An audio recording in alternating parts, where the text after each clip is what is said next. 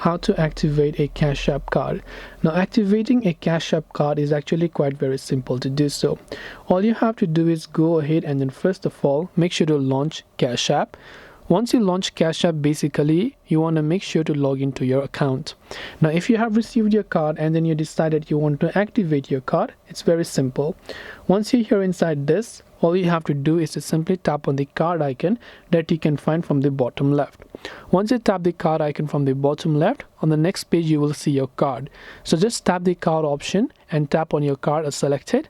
As you tap on it, a new pop-up menu is going to come where you can see the option that says Activate Cash Card. So all you have to do is tap on the Activate Cash Card button, and as you've done that, your Cash App account and your card will be successfully activated. This way you'll be able to activate a cash card. I hope that this video really helped you. If you have got any further questions, feel free to also leave them down below.